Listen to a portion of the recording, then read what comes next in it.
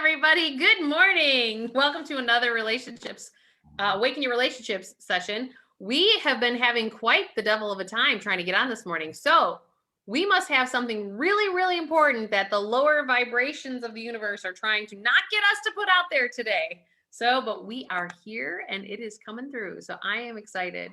And this is all about us emotionally healing. And Rita and I were discussing how this is coming up in both of our worlds, and that this healing component may look a little different than what you're used to, what you've heard and stuff like that. So this is just, I think the discussion today is something for you to consider in terms of how do you add some of this repertoire into your world to emotionally heal from what's going on in relationships or have gone on in your relationships. I see Rita nodding and bobbing there. What's going through that noodle, sister? What's going through my head is, just what a weird time this has been. It's as if I've been called and you've been called to do this really deep work, and independently we've been called. And what goes through my mind is, many are called, but few answer. There's this underlying drumbeat, this underlying flow of energy that we're being called to be a part of. And it's part of everything. It's part of the natural world. And it's all those natural elements, stones and crystals and essential oils and plants and plant medicines and drums with animal skins and all of these things. We're being called, you and I, independently, to get back into that rhythm and that flow. And you know what, as you're saying that, what's coming up is that we're being called to actually step into the divine feminine nature of who we are. Yes. Right? So I've been having a ton of conversations with clients this past week about really zoning in on your knowing and trusting your knowing, and don't go by any other barometer except for that knowing. As crazy as whatever that guidance is that you're getting, but that you need to trust it. It's about trust is a big piece here, because you're kind of like sitting here, you and I were talking about it going, well, like, I'm kind of doing this stuff and I'm kind of going to these places, and it's like, nope, you just have to trust it. You just have to trust it and have it be that is your knowing. And it's like, I was totally called to go work the last couple weeks while my kids were on spring break with their dad. I was truly being called to go do my work in Sedona. Like, why stay in Chicago when I could go to Sedona?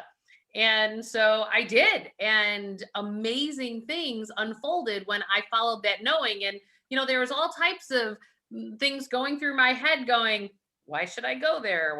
And here, things we have to understand in this healing process, that when you follow that knowing, doors then open for where it is that you're meant to walk through. So for an example, someone I've known for years, I was in Costa Rica working with the shamans, and then I went to Sedona. While I was in Costa Rica, I was helping these two business partners figure out something that was going on between the two of them. Then the one guy, who's got well over 1 million YouTube followers, says, I need to have you do this and come live to my audience. And I was going there from a healing perspective, from a personal healing perspective, to work with the shamans. Like, my knowing was I needed to go do this work.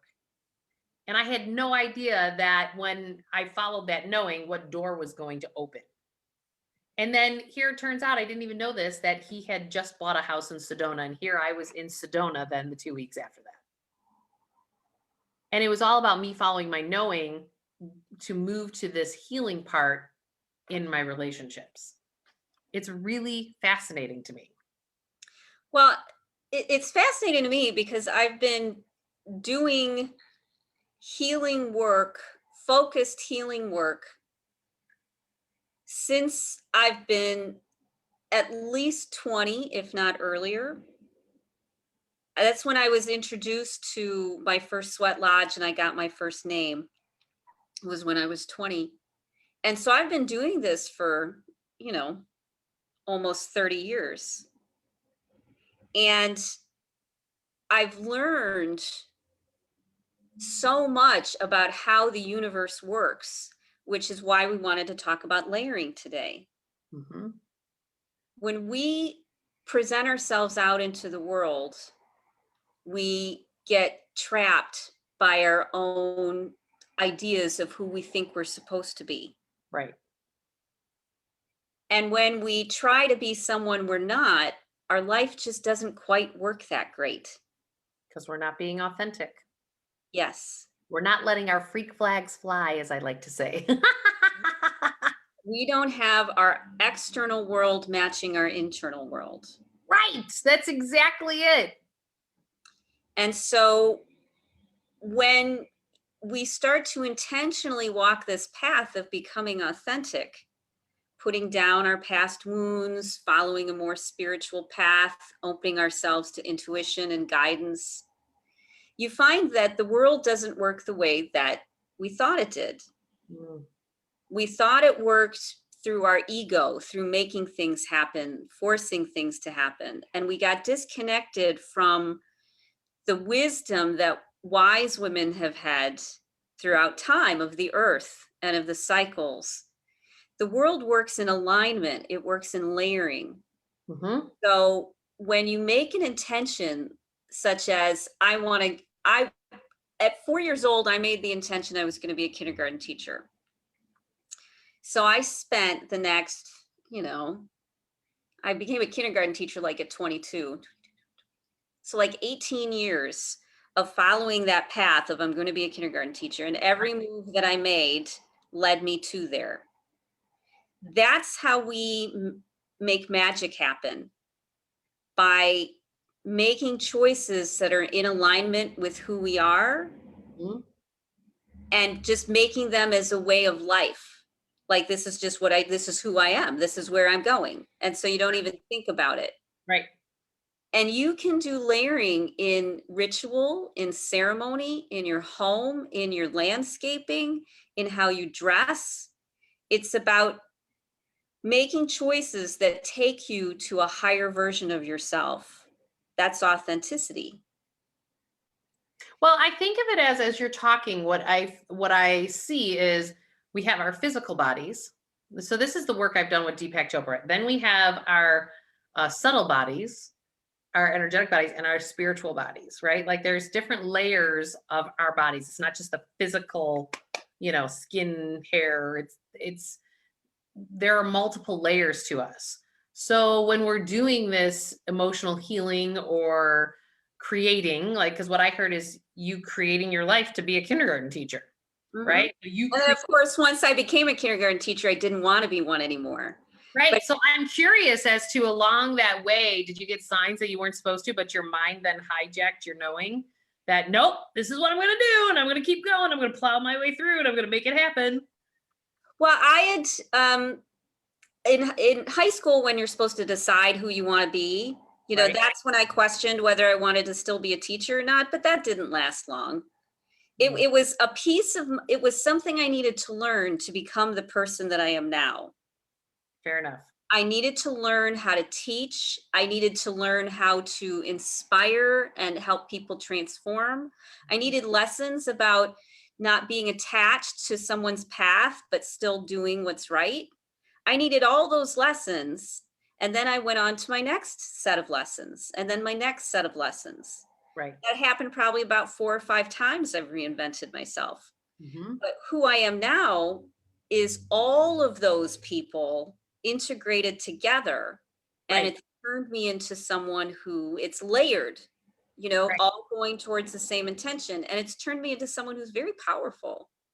Well, and this is where we have to look at even the relationships that you've called in have been part of that formula for being exactly who you are. So I continue to give thanks for my ex-husband is my ticket to my highest consciousness. Yes, to your freedom. He's your ticket to your freedom. His ticket to the highest layer of who I potentially can be in this lifetime. And for whatever reason, his soul signed up to play this role with me, which has been, for me, very hard. It's been hard to find that space. But it gets easier all the time as I continue to bring in all of these different components that my knowing keeps guiding me to the next right step. And trusting in that is the hardest thing because it really does. I've been thinking about past lives, and you and I have these personalities that have been shamanic wise women for a long time. Yeah. But for much of the world history, women like us really were persecuted. Hmm. And in Oh, West, I'm very clear. I had a past life where I was hung. yeah, Like you'll notice I don't wear necklaces, anything, because I can still feel on some level that I'm being choked. yeah, yeah. And so because of that, if you look at the world today, they've gotten disconnected from their deep, true spirituality that's within them, that deep knowing of who they really Not are. religion, but spirituality. Hmm. Because a lot of layers of religion are man-made, not Yes. spiritually induced. I watched the movie again yesterday when I was flying back from Sedona, Angels and Demons. And Yeah. in one part in there, the cardinal says to Tom Hanks, he says, but religion is flawed as well because man has created the processes and religions, like your spirituality. And it was a line in the movie that was going, that makes complete sense to me, because it's we have to take it to the spirituality level, not just on the religion level, because there's flaws in anything that humanity has its hands in, because we're human and we make mistakes and we're not all perfect. And I was thinking about how religion, royalty, shamanic cultures, they all understand this layering. yeah, When you go into a church, everything is an alignment for a certain purpose. I mean, you walk in, it's even you the even rituals. yes, exactly. It's the water at the door, it's the colored light coming through the stained glass, it's the wooden pews, it's the altar. It's all in alignment. And royalty knew this too. That's why they wore all those jewels. That's why they wore all those Yeah, the colors. crystals, the colors, yeah, It gave the them energy behind power. it. Yes, it gave them power. And so we as women, our power was taken away. And this ego mind of royalty and religion took over. It said, we understand that if you layer something, then you get the riches of the world. But they didn't do it with a good intention. Right. And those of us who had this good intention were convinced and brainwashed that we were wrong and it didn't exist. It's like Native Americans having their traditions, being told that their traditions were wrong and that they couldn't speak their own language. And it's really fascinating to me that that was actually preserved in many parts of South America and in Central America. And those are now coming to America. And it totally reminds me, I had an aunt who spent a lot of time with the Native Americans before she died. And all those traditions and those ceremonies and everything have been preserved in South America and Central America.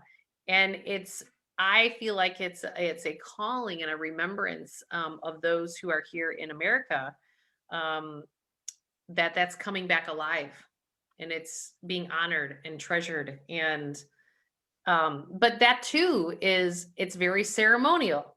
There are altars, there are incenses, there are, and it's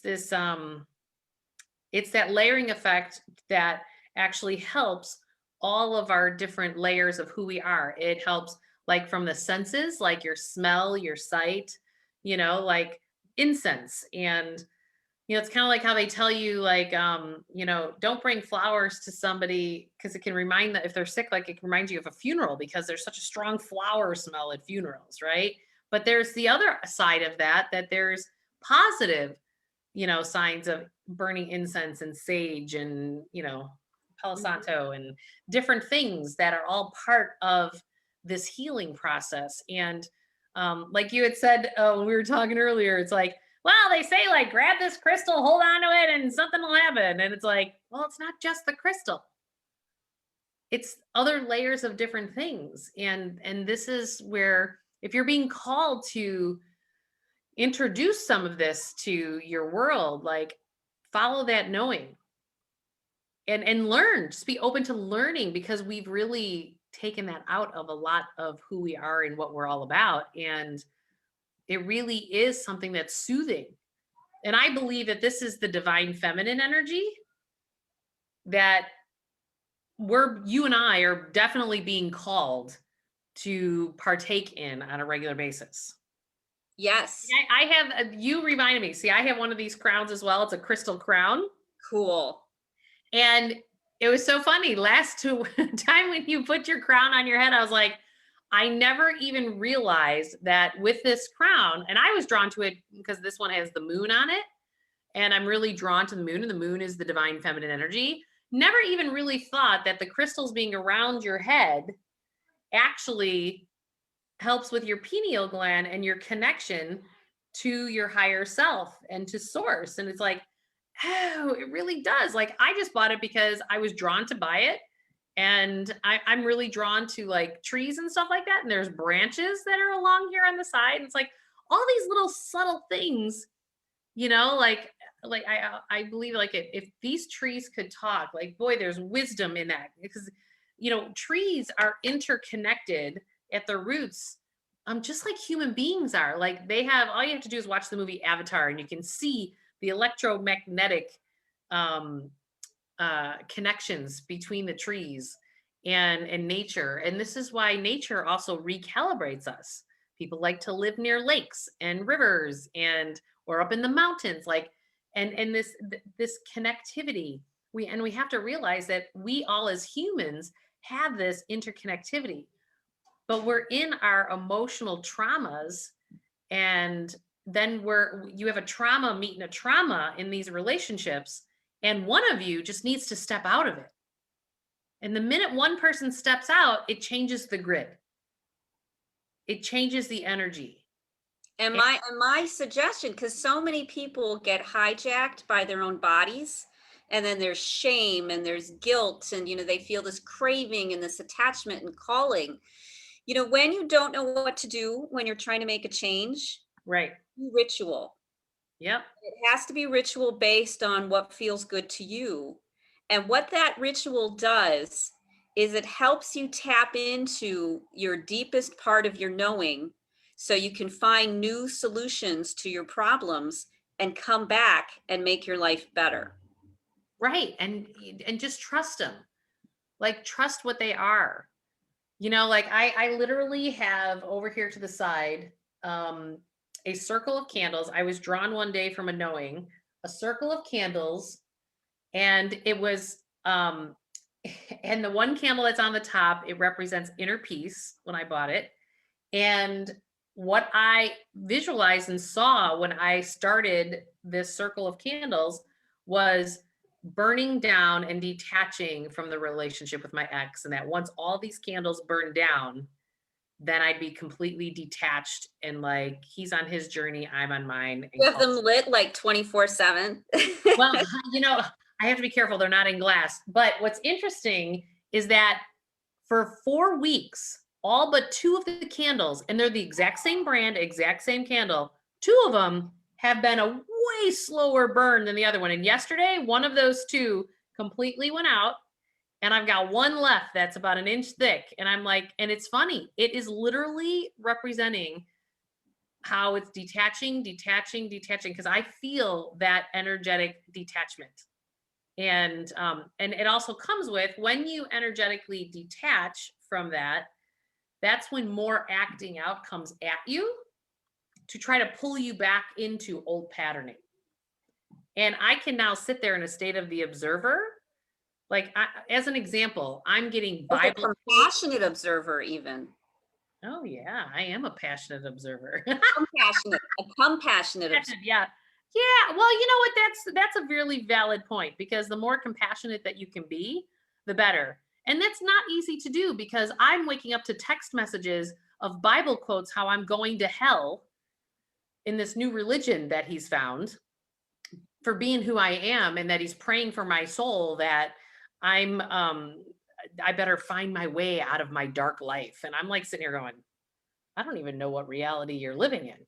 Okay, But you but are finding your way out of your dark life. That's why you're doing the rituals and the ceremonies and bringing in the light and wearing the correct. crystals and smelling the essential oils, because that's Right. how we find our way out of the dark.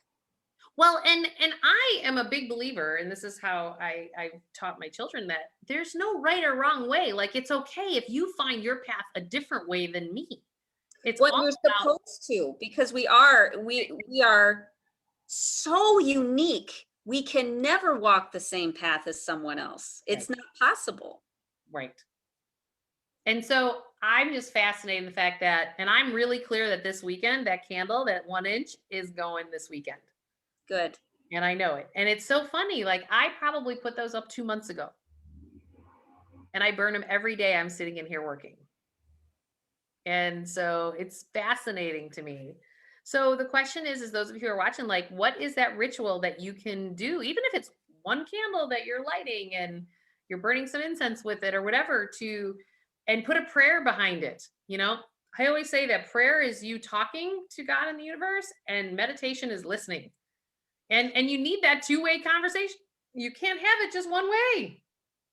I remember the day that I had this Catholic, he was a Catholic brother, the Holy Cross brother.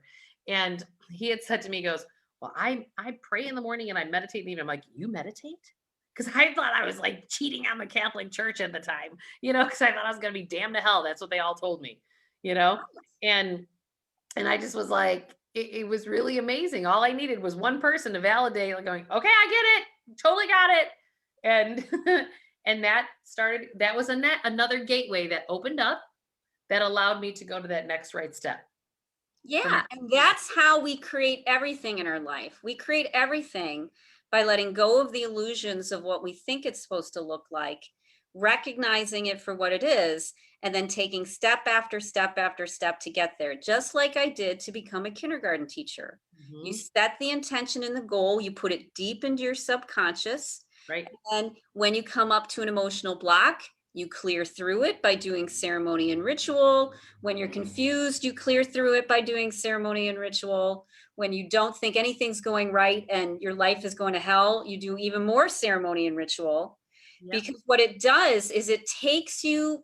So here's some science. To grow a new neural connection, it takes 3 days. So you Mm. start thinking a new thought, you give it a little bit of a boost, like, okay, we're going to do this. You plant the seed. And then it takes 3 days, almost like a pulse, like it goes forward and comes back and goes forward and comes back and goes forward and comes back until it makes a new neural connection. Right. So when you do ritual and ceremony with intention, you're telling your body that you want a new neural connection. And then when you make that neural connection, you have a brand new idea that's outside the box thinking, that solves your problem in a way you never thought of, that's actually usually in everybody's best interests. You get insight, Totally. you get solutions, you get understanding, because when you were frustrated, angry, stressed, or confused, you stopped and did ritual that, just like a religious service has sights and smells and sounds and touch and taste, that you decide it works, is right for you. And that's how we manifest. Mhm. That's how we layer. Yep. And even if it's as little as, like, you and I are talking about candles, incense, things, that it could be walking in nature. It doesn't have to be like, there is that's why it can be your own, right? So just know that it's whatever you're guided to do for your life. And Rita and I have tons of tools that we can share with you. Give us a message, type it in here in the comments, like, what other ideas, or if you want to come live with Rita and I to help you work through that. Because we would love for people to start to come in and create community, so we can talk live with people as well. Because if you're contemplating or going through something, there's 1,000 other people on the exact same thing. I will never forget when I was going through my divorce process. I had my teacher at the time, who's Panache Desai, say to me, thank you, because you just raised the energetic grid for all the women who are in marriages like you were in, to get out, because you raised the energy grid. So now it's easier for those who are behind you to now be able to get to that place of freedom as well. Yep. and in alignment with their authenticity. And I Right. truly believe that. And so for those of you, if you can find the courage to come live and just have the discussion with us, and that will just help thousands of others. So send us a direct message if you'd like to come on, because we are here and want to help, because we have lots of tools of how to get this not only out of your physical body, but in your energetic body, your subtle body, and your spiritual body, because there's all that layering, and each of the layers need to be addressed. As esoteric as some of those may sound to some of you, um, it's true. It's like, if you want to manifest more money, this is my work desk. I have money candles here. And money candles, I have some people that have crystal money trees. They have, like, there's all kinds of things that can represent prosperity for you, you know? And that's true also in relationships. It's like, bring these layers in, and it's all about whatever you want to create, you can, because you are a creator, and we have created everything up to this point in our lives. Because it starts with a thought. Yes. And when you have the thought, then you take action on that thought. And the action takes you step by step until you manifest. And maybe it takes 20 years. Mhm. When I, right before my husband proposed, and we'd been dating for like 7.5 years, we met in college. He was dating me. We're now out of college, still dating me. We lived together, so, never got married. I mean, we are now, but 7.5 years. And I looked at him and I thought to myself, well, whether we get married or not, I'm probably going to be with him. And when he's 50, he is going to be the best partner. He's going to be the best, amazing human being. Guess what? He's 50. He is the best partner. He is the most amazing human being. I spent 30 years helping nudge this man into becoming the highest, best version of himself. By That 50, is the best relationship, right? yes, in the best relationship. And that's where it's at. It's where you make a decision of who you want to be, about what you want in your life, and then you keep making choices that take you towards that. And a lot of it has to do with taking the time to go inside yourself, process through the emotions and the information, and come up with the higher wisdom. But you got to take the time and you got to believe in it. Right. Well, and know this, when you come out of a relationship that has been rough, right? And lots of lessons. Because oftentimes those relationships are your best teachers, but you both have to be growing. That's the key, right? To where, like, if your husband wasn't doing his own work along the way, there's no way that at 50 he would have become who he is. And so this is what I've learned in, my new relationship, is that it's not that you don't teach each other. You constantly grow and teach each other. And it's about helping each other, or provoking each other, I'll say, to be the best version of yourself. And it was fascinating to me, even in a conversation yesterday that I had. I was sharing just where I was at with some things, that it's creating anxiety, and I'm shining light on the anxiety, and in this next layer of unpacking. And he was like, he's highly empathic, and he says to me, he goes, "Don't project that on me." I go, "No, no, no, no, no, not projecting. I'm very neutral. I'm just trying to share I'm having anxiety about this. I'm not really know." He goes, "Oh, you're not projecting?" He goes, "Oh, that's just your shit from your childhood, blah, blah, blah, blah, blah, blah, blah." And he just, like, pointed out. I was going, "Well, I'll take that into consideration, because I think you're right that this is where the anxiety is coming from. It's not actually the real deal of what's today." And so that is a beautiful relationship. Like, when you can have that, when you can observe, going, not projecting, I'm just having anxiety about this, and I don't really know what to do with it, and then I'm just sharing. And it was beautiful to watch it unpack. And this is some of the layering effect too, right? Yes. Yeah, it is. And it's so important for us as a species to evolve, to find people or create relationships that we can be more ourselves with, so Mhm. that we can finally heal the things that have gotten in our way, our family's way, that have just been mucking up the works. And Right. it's very scary to be real with other people, because they might reject you for everything that you do, and many times they do, because of their own fears, their own worries that they're not good enough, their own protection. But you got to stay the course. Well, and We're as you do this layering, I Mhm. want people to know, and this is exactly what you just said, it's okay for people to fall away. I am fascinated right now of watching how many people are falling out of my life again. Like I've got this is part of this layering too. Because when you shift and you raise your vibration and you're doing these things to your own healing process, those that energetically aligned or connected with you before are going to fall away.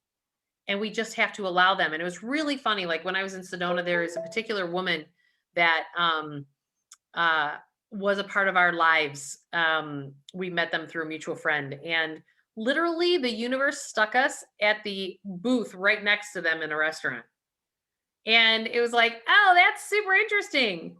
And and the universe, like she then went to the hostess desk and had her moved, and she went to one place in the restaurant, like literally the next hour of being in this restaurant, she was bouncing around the whole place because she couldn't figure out what to do, going, yeah, I'm just not in that chaotic energy anymore. Like I can totally see like where I resonated with her, where I was at that moment in time. And I'm going, I'm just not there anymore. And she left years ago, a marriage very similar to mine. And she's still doing the dance with different, other different relationships. And so it's interesting how then the universe puts these other examples into your life for you to then get to a place where you just continue, you can observe that in somebody else's behavior and not participate in it, and just be like neutral, going, I wish them all the best. I'm not really sure what that's all about. All she could have done was say hello, you know? And we have to just understand that the universe will put us in these places, to test that. When before we I mean, because I'm working on this for myself this year. This is why I'm saying it. Before I let my ego let me forget that I still have a million billion things that I'm working through. We not only it's easy sometimes to have that detachment and look at somebody else and be kind of like, wow, they're really going through something hard. It's Right. really hard to look at ourselves and recognize when we do the exact same thing, Totally.